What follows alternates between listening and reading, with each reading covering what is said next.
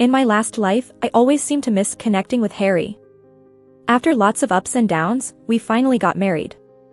On our wedding night, he said he needed to go abroad for aid work. He left me, and 10 years passed without a word. Then he returned with the woman he liked from his youth. Millie, we never registered our marriage legally, so it wasn't valid. I'm getting married, and it wouldn't be polite for you to stay at my place. It was then I realized that what I thought were our missed opportunities were just him being deliberate. He settled into his new life, happy and complete, moving into a new home with a new wife. And me? I wasted the best years of my life. If I could live again, I'd leave sooner, disappearing on my wedding day. But without a bride at his wedding, he broke down completely. Harry, your young fiancée is checking up on you again. She's really clingy, huh? Afraid her prize catch will fly the coop. Yeah. She might as well tie you down. Don't say that, look, you've embarrassed her. I suddenly glanced up to see who that sweet voice belonged to. It was Sunny. Black hair, snowy skin, and a graceful figure. Her smile was so pure and sweet, the architecture department's muse. And the one Harry couldn't forget. At that moment, I realized I'd been reborn, back to before our wedding. Harry had taken time off to come back for the ceremony. And Sunny was the woman he had brought back with him last time. She smiled at me politely, looking for Harry. He'll be down in a moment. As I stood there lost in thought under the sun, Harry walked over with a cold expression. What are you doing here again? He passed through the crowd to reach me and pulled me onto a side path. Even when I'm meeting friends, do you have to tag along? He adjusted his glasses, looking annoyed. Millie, it's just 5 days until our wedding. Can you give me these last 5 days of freedom? The thick branches above cast shadows, and sunlight broke through the leaves, scattered like gold on his face, but his eyes held nothing but coldness. I looked at the man before me.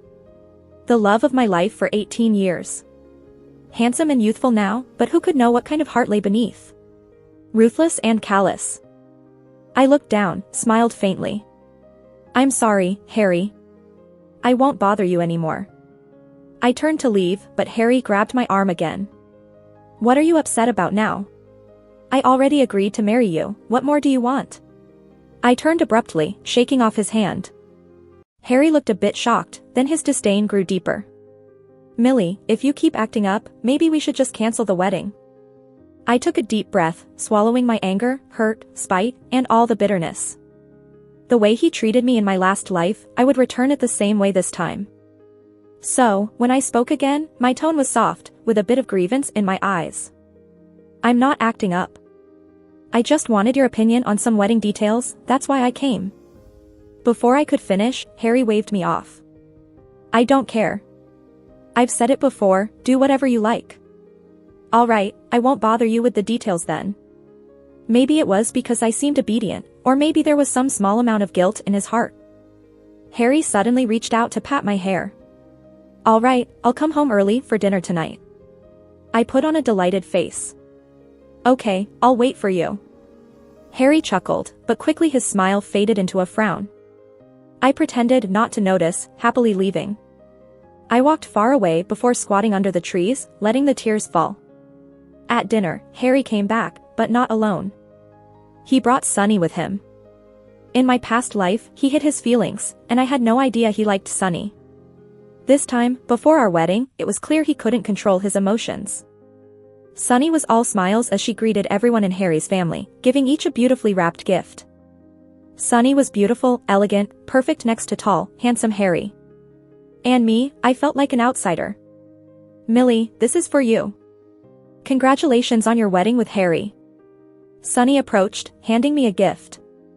I took it graciously, thanking her. She seemed a bit surprised by my reaction, her smile dimming a bit.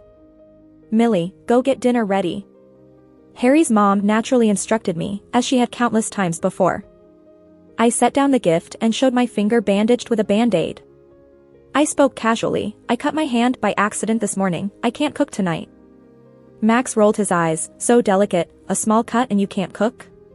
Linda agreed, I think you're just looking for an excuse to be lazy.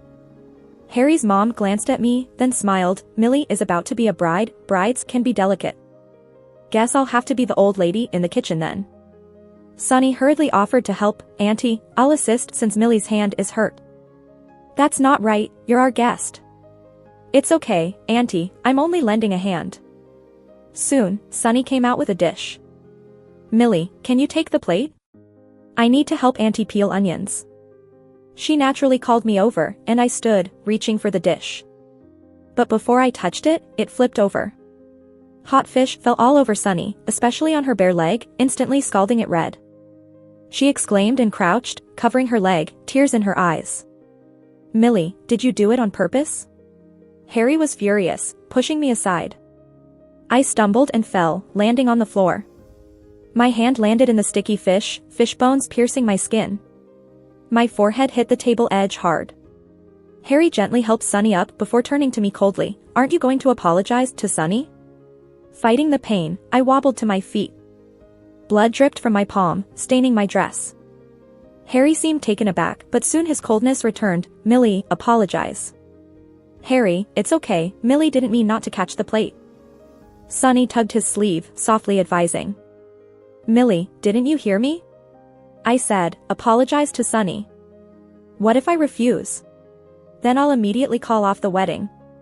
Harry stood up, towering over me. Millie, you know my nature. I never take back my words. Sunny stood behind him, and when I caught her eye, she smiled slyly. I know she's trying to get under my skin.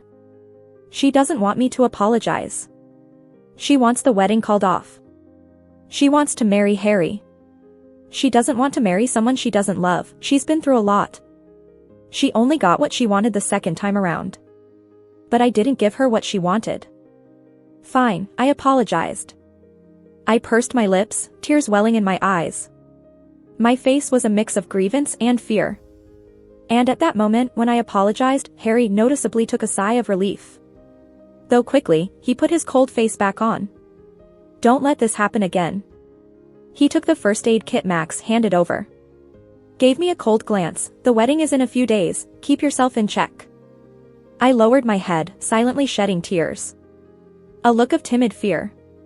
Harry carefully treated Sunny's wound and then said gently, let's get you to a hospital to check it out, just to avoid a scar. Won't it be inconvenient? Millie might be upset. No, it was her fault to begin with. Harry said, and then gave me another cold look. She caused the trouble, and I have to clean it up. What right does she have to be upset? Harry didn't come back that night. A few texts came in from an unknown number. Concerned about my injury, worried I was in pain, planning to stay with me tonight. You should get some sleep, don't wait up, bride. She was right. I really should get some sleep. There's so much waiting for me to handle. Like the old houses and shops left by my parents. And the inheritance they left. The houses need to be handed over to a reliable agency for sale. And all the inheritance, once settled, I'm taking it all with me. Not a penny will go to Harry's family. The day before the wedding. Time to try on the wedding dress for final adjustments. Last time, Harry barely tried on the groom's suit before leaving. This time, he surprisingly stayed. Even after I tried on the main wedding dress, he was still sitting on the couch outside. When I came out, there was a clear sparkle of amazement in his eyes. The waist seems a bit large, better tighten it up a bit, the stylist whispered. Harry agreed, yes, Millie's waist is slim. Tighten it a bit. But I shook my head, no need, this is more comfortable. Not like I'm going to wear it anyway, big or small doesn't matter. When you first came to our house, you cried day and night. He walked over, hugged me from behind. In a blink, you've grown into a beautiful young woman.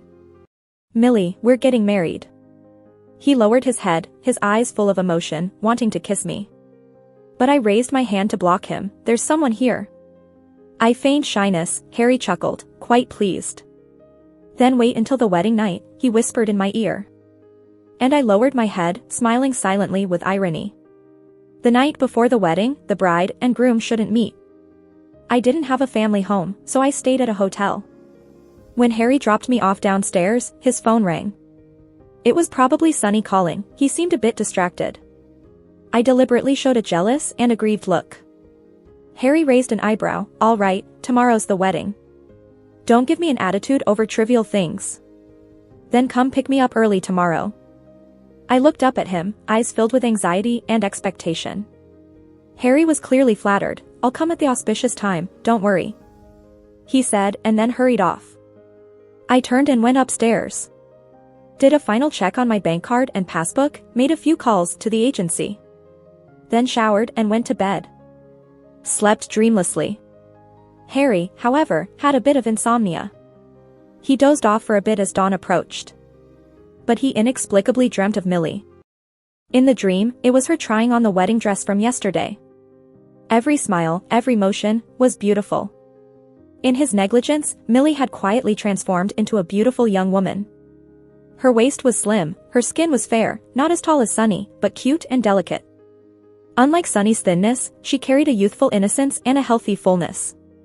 The scenes in the dream were somewhat inappropriate. This seemed like the first time he had absurd desires for Millie, who he had disregarded. Woken by a phone call, Harry felt inexplicably irritable. He even thought about postponing leaving by a day. About whether to stay and leave after their wedding night. At least, she had loved him for so many years, it could be a small token of return. But the voice on the phone made him regain clarity instantly. "What did you say? The bride is gone." He suddenly stood up, fingers gripping the phone trembled faintly. "That's impossible. Did you check the wrong room?" "No, mister. Harry, we didn't get the wrong room. Front desk said that room was checked out 2 hours ago. Miss Millie's phone can't be reached. The makeup artist is nearly in tears." Harry felt a cacophonous ringing in his ears, like clashing armor. It took him a while to find his voice. "I'll try calling her, please wait a moment." But Millie's phone was already unreachable. Harry frantically rummaged through the contact list, not knowing whom to call. He had no contact of any of Millie's friends or relatives.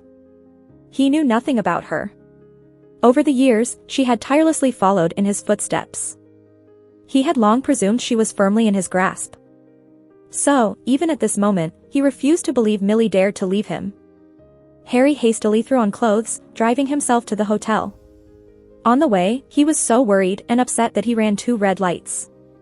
Near the hotel, he tried calling Millie's phone again, still no answer. His heart sank uncontrollably. But the makeup artist called again. "Mr. Harry, the bride has been found, it was a misunderstanding." Harry felt his heart settle all at once. The heavy fog lifted as if by a sweeping hand.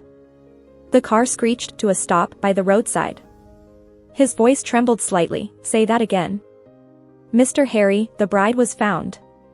She changed rooms last night because she wasn't sleeping well." The makeup artist continued, but Harry didn't catch any of it. Leaning back in the car seat, he suddenly laughed. He really was going crazy. Millie loved him so deeply, to her core, how could she possibly run away? More ridiculous, he almost believed it a moment ago. Truly laughable and absurd. Due to certain taboos, the groom couldn't personally pick up the bride. When the bridal convoy returned to the wedding venue, Harry was already in a meticulously fitted black suit, holding flowers downstairs. But as the groomsmen got out of the car, their expressions were unusual. And there was no sign of the bridesmaid group as originally planned. The bride sat inside the car, her face hidden by a white veil. You could just barely see her beautiful side profile.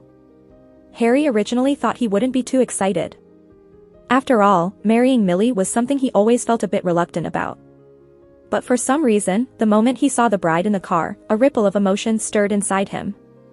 That unexplainable feeling seemed mixed with a quiet joy. He thought of the last time Millie tried on her wedding dress, how beautiful and charming she looked. How those gentle eyes looked at him with affection. He felt a soft tenderness growing quietly in his heart. Besides having a successful career, a woman's unwavering love for years can make a man feel proud and fulfilled. Holding a bouquet, he slowly walked up to the car.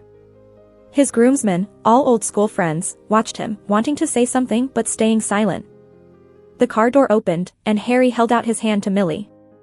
He didn't know that when he said her name, there was already a faint smile in his eyes. The fingers wrapped in white lace were soft and long, gently landing in his palm.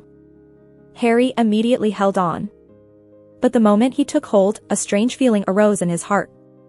This didn't feel like Millie's hand. Her fingers were softer, her hand fit perfectly in his. Just then, the bride stepped out of the car, looking at Harry shyly through the white veil. But the second their eyes met, Harry abruptly let go of the hand he was holding. The color drained from his face, and the air around turned deathly silent. Sunny was first shocked, then in disbelief, and finally red-eyed with embarrassment. The bouquet fell from Harry's hand, and he turned around, randomly grabbing someone, questioning hoarsely. What happened? Where's Millie? Didn't you go to the hotel to get her? Didn't you notice you got the wrong person? What's the point here? Suddenly losing control, his voice shot up. We don't know either. When we went to pick up the bride, only Sunny was in the room.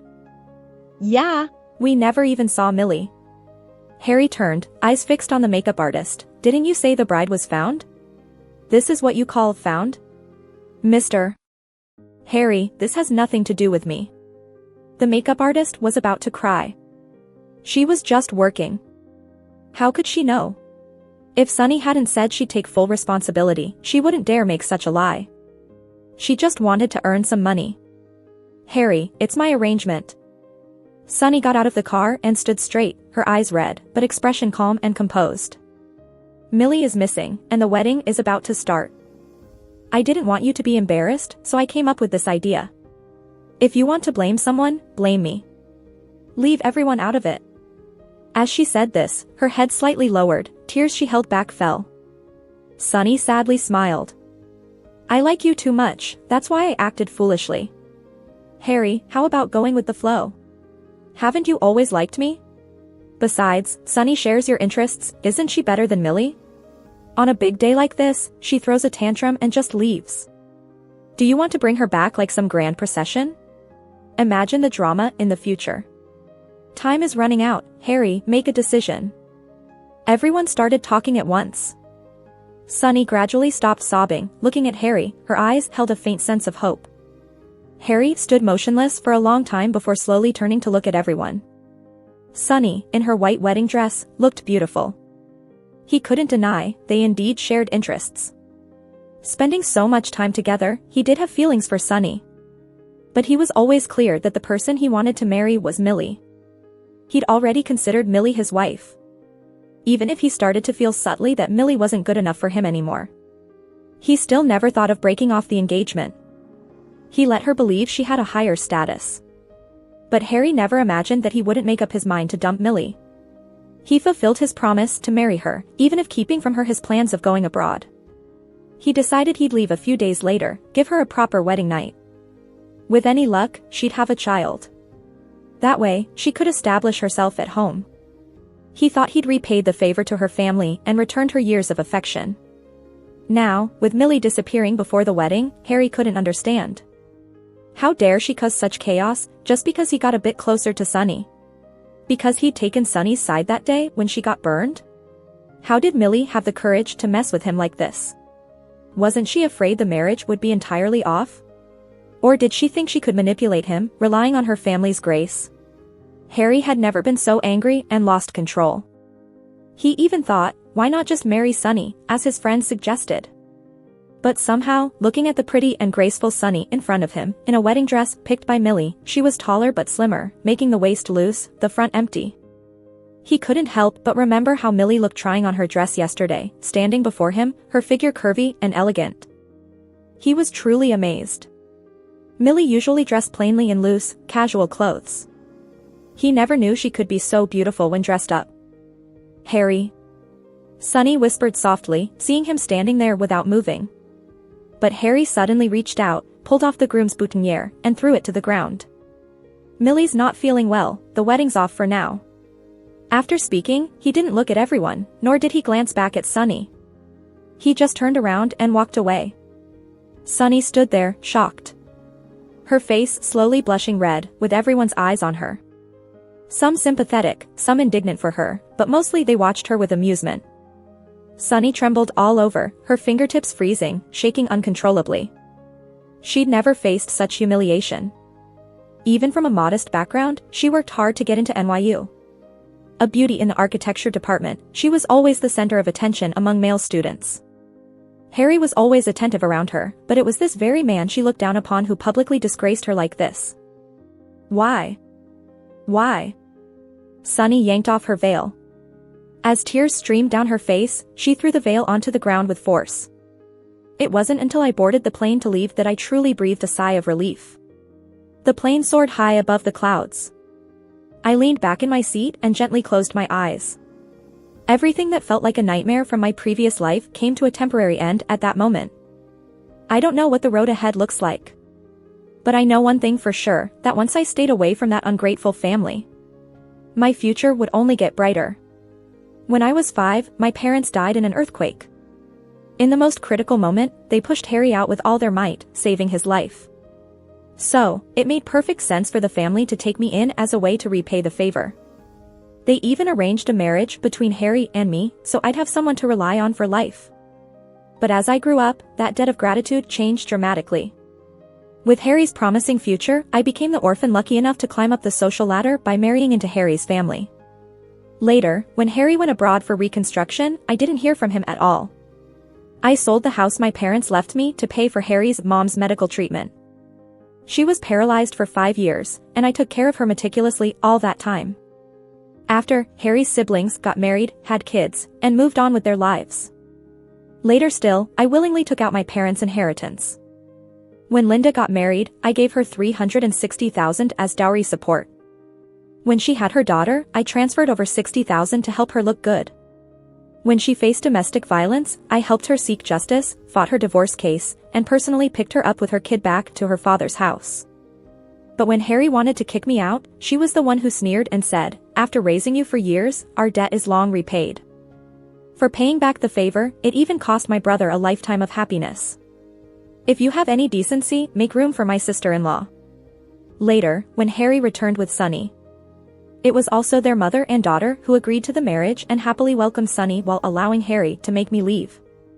The truth is, Harry had been sending money back all these 10 years. And he and Sunny had been living together abroad, raising kids. Harry's whole family knew. Except for me, who had been kept in the dark, squeezed of my last ounce of value. When I thought about all this, it felt ridiculously laughable. If there's an afterlife, and my parents knew, would they have regretted risking their lives to save Harry back then? This is an answer I'll never know. And now, living 2 lives. I've learned not to insist that good deeds would bring rewards. Harry made countless phone calls that never got through. And all of Harry's family's numbers? Millie had blocked them all. Harry's mom wasn't all that worried at first. "Harry, don't go looking for her. What new bride dares to make such a scene and act so haughty? She's just trying to make you relent, but let's not give in." In her eyes, Millie was just an orphan with nowhere else to go. Loving her prideful son with all her heart, she couldn't possibly have run far. This little tantrum was just her venting. How could she bear to give up such a great marriage? But Harry stood by the window, unmoving. He had a bad feeling. Millie wasn't just throwing a fit. And she wasn't pulling back to advance. She was truly upset and didn't want to marry him anymore. That moment when she pushed away his kiss while trying on the wedding dress yesterday. The way she insisted on him leaving when he dropped her at her hotel last night, so compliant and understanding. It was so unlike her.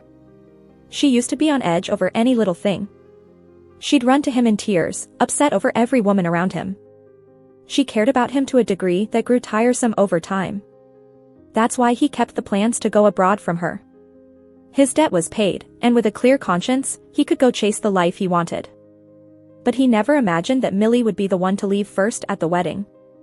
"Mom, what about my gold jewelry?" Linda suddenly spoke up. "You promised me, as soon as she comes in, she'd buy me a whole set. Now that she's gone, am I supposed to lose out on my jewelry too?" Harry suddenly felt a jolt. Millie's parents had left her a substantial inheritance. Besides the house and shops, there was a huge sum of money saved up. In truth, despite appearances, Harry's family spent a lot of Millie's family money, and he knew somewhat about it. Now Millie couldn't be reached. But as long as her things were still in her name, this meant she didn't plan on really leaving. She's just trying to scare him. Why rush?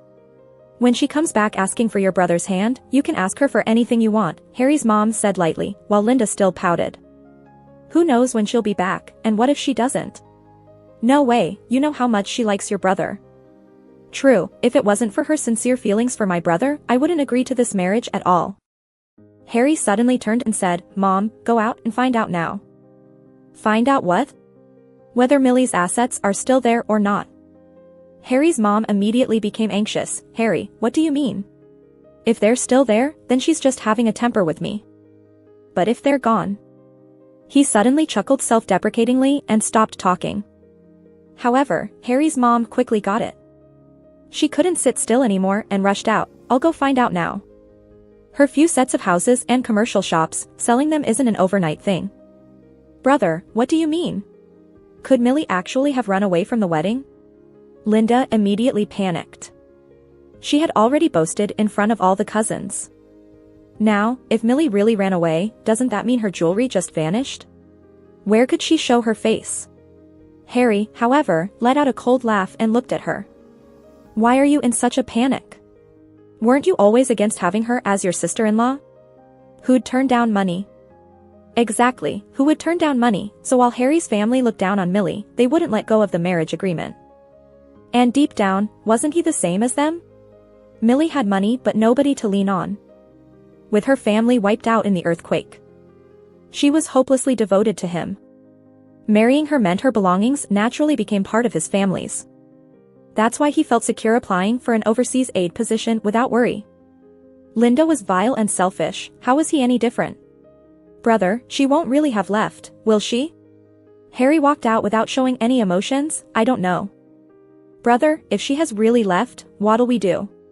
Linda stomped her foot repeatedly. "Mom said we'd exchange this house for a villa. We already paid the deposit." To which Harry repeatedly sneered, "Whoever wants to exchange should pay for it." "Bro." Harry slammed the door and left, shutting the piercing cries behind him. I moved to a southern city that I had always liked. When I was deciding on a college, it was because Harry went to New York that I followed him there. But honestly, the college I really wanted to go to wasn't in New York. Now, I've got loads of free time and I'm financially independent. So, I finally got the means to chase my own dreams. Once I settled down, I bought a 2-bedroom place near the university I liked. After a half-month break, I started prepping for graduate school. I didn't go there for undergrad, but it's cool to be there for grad school. Last lifetime. Harry was super successful, making waves in his career. When he came back, the whole family was together. They moved into a new house and he married someone new. Life was sweet for him. But for me? I wasted my youth for nothing. I missed out on the city's beauty last time around. This time, I'm going to get it right. 2 months after settling in, Harry, who was supposed to be doing aid work abroad, suddenly showed up. Spring was in full bloom. As I left the library, I spotted him standing downstairs. He had lost some weight but still stood out in the crowd. If that wasn't the case, I wouldn't have poured all my love into him during my teenage crush. Now, seeing him didn't stir my heart at all. I hugged my books and walked on. Harry called my name softly, "Millie." "What's up?" I looked at him with indifference like he was just any passerby. "I've been looking for you." "What for?" "You're my fiancé. We have an engagement, remember? We're supposed to get married." "We were engaged, not married. It's not legal." "Millie." Harry, still in that spotless white shirt, wearing glasses, just the way I used to like. "But does it matter now? After you left, I thought about it a lot. With Sunny, I messed up. I only admired her academic work, nothing romantic. I've explained it all to Sunny. She left for abroad 2 weeks ago and won't be back. Millie, I promise this won't happen again. Come back with me. I haven't cancelled the wedding plans. We can have the ceremony anytime you want. Why do you think I'd come back to you? Just because I used to like you?" I smiled at him. "Harry, haven't you realized? From the moment I left, you became nothing to me. Millie, I know what happened before hurt you. I've reflected a lot. Nothing happened between me and Sunny, I swear. Does that really matter? Harry, I couldn't care less about what went down with Sunny because I've stopped liking you ages ago. That's impossible. We grew up together, and you've loved me for so long." "Yeah, and that didn't stop you from planning to leave for a foreign aid right on our wedding day, did it?" Harry's face changed suddenly. "How do you know?" I also know you were planning to go with Sunny. You'd be setting up a new life abroad. While you left me here, blind to it all, taking care of your family, spending my inheritance, but then what? Thrown out after the use? He went pale, staring at me like he'd seen a ghost. I didn't let up though. How's your mom doing, Harry? Isn't she sick? He stepped back. How do you know? By now, Harry's mom had probably just been diagnosed with a serious illness. She was proud and had kept it a secret. So, Harry, did you come here because you truly feel guilty and want to make amends, or because you need a nanny for your mom while siphoning off my inheritance to fill your family's endless needs? How could you think that of the Go family? Harry's face was pale. She raised you for years. Even if there wasn't much credit, there was hard work, right, Millie? The money your family took over the years, that repaid it. Harry, don't come looking for me anymore. I've got nothing to do with the Go family. And nothing with you. I walked past him toward the gate. But Harry wasn't ready to quit. Millie, calm down. Think it over. All these years, don't they matter? They mattered. But I moved on, Harry. So should you. Instead of bugging me, figure out how to make more money. Your family will need plenty. Millie, do you really want to be ruthless? I chuckled. Harry, didn't you and your family think twice when you schemed against me? But Millie, we didn't actually hurt you. It's all just your guesswork. So what? Even if it's just guesswork, I'm just cutting off the chances before anything starts, isn't that okay? Millie, we know each other. How can you be sure the next person you marry won't do the same? I laughed. Is marriage the only way, Harry? Harry hung around the city for a week. Later, I called the cops, and he left not to return. Maybe he finally understood I wasn't going back. Once he left, he didn't bother me again. When I got into grad school, some old classmates from home reached out. Word got around that Harry's family was in deep trouble, couldn't fit in anymore. More people started to share what they knew. They said the Go family was ungrateful, heartless, bullies to their benefactor's only daughter. So his mom was bedridden, Max got into trouble and went to jail for a few months, and Linda, after failing college exams, moved in with her boyfriend to avoid taking care of their mom. Harry had to support the entire family on his own. Huge medical bills, plus the penalty for Harry's mom canceling the villa. Totally wiped out Harry's savings. He's in a pretty bad spot now, and his old friends don't hang out with him anymore. I just chuckled when I heard about it. Without me being the bankroll for them, life sure got tough for his family. But what does any of that have to do with me?